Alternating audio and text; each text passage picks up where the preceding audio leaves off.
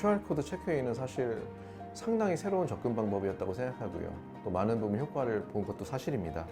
그렇지만 만약에 백화점에 들어가 있는 사람들이 모두 같은 감염 확률을 갖는다라고 보는 것 자체가 무리가 있을 겁니다. 키스트와 TJLabs가 공동으로 개발한 CTS, Contact Tracing 시스템은 기본적으로 같은 공간에 있는 사람은 같은 감염 확률을 갖는다는 겁니다. 백화점과 같은 공간은 하나의 공간이 아니라 여러 개의 공간이 모여있는 공간이라고 볼 수 있을 겁니다. 우리는 누구나 지문을 갖고 있습니다. 지문을 인식하면 그 사람이 누구인지를 찾을 수가 있습니다. 왜냐하면 지문이라는 것은 그 사람의 고유한 특성이기 때문입니다. 공간도 지문과 같은 정보를 갖고 있습니다. 지금 제가 갖고 있는 이 스마트폰을 보면 스마트폰에 있는 LTE, 와이파이, 블루투스 같은 이 모듈들이 제가 폰을 켜는 순간부터 작동해서 통신을 하고 신호를 수집합니다. 제가 이 방에 있고 A라는 사람이 저랑 같은 방에 있습니다. 그리고 B라는 사람은 다른 방에 있습니다. 제가 확진이 됐을 때 저와의 접촉한 사람인 A라는 사람, 그리고 접촉하지 않은 사람 B라는 사람을 구분할 수 있어야 됩니다. CTS는 유사한 시공간 지문 정보가 있는 사람들을 찾습니다. A라는 사람은 저와 시공간 지문 정보가 유사할 거고요. B라는 사람은 저와 시공간 지문 정보가 다르게 됩니다. 이것들이 기본적인 CTS의 동작 원리라고 보시면 됩니다.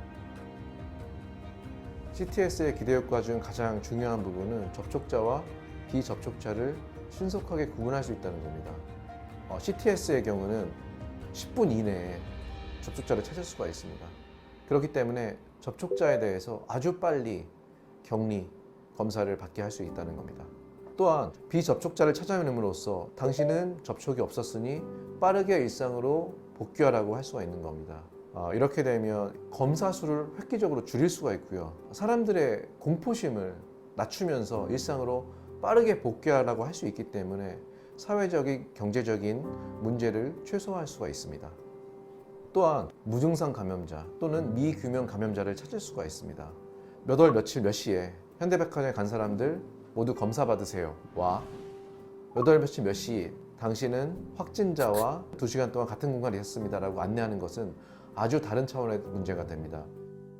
예컨대 저희 3차 대유행일 때 대규모 선제 검사를 했었습니다. 그러니까 내가 좀 감염자를 만난 것 같아 라고 하면 검사를 받았는데, 그러다 보니까 갑자기 확진자 수가 늘었지만 그 과정에서 밀접 접촉했지만 나도 모르게 미규명으로 감염자였던 사람들이 다 가려졌어요. 그래서 굉장히 빠른 수로 확진자의 추전이 감소했거든요. 그래서 CTS 시스템을 쓰면 그와 비슷한 효과를 누릴 수 있을 거라고 생각하고 있습니다. CTS에 대해서 저희가 파일럿 테스트를 진행을 했습니다. 크게 두 부류로 나눠서 스마트폰 사용자 그리고 목걸이형 출입 태그 사용자를 기준으로 진행을 했고요. 80명의 참여자가 2주 동안 테스트에 참여를 했습니다. 그래서 저희 서버에 80명의 2주 동안 데이터가 30초 간격으로 저장되어 있다고 보시면 됩니다. 저희 테스트에 의하면 확진자와 접촉한 사람을 약 99% 이상의 확률로 찾아낼 수가 있습니다.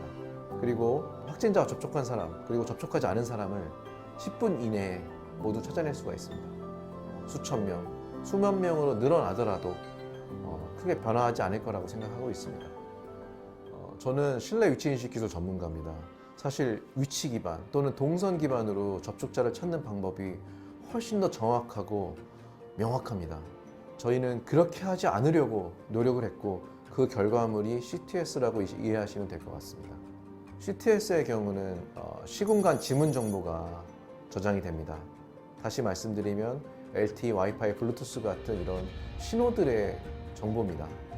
CTS에는 어디에라는 정보가 전혀 없습니다.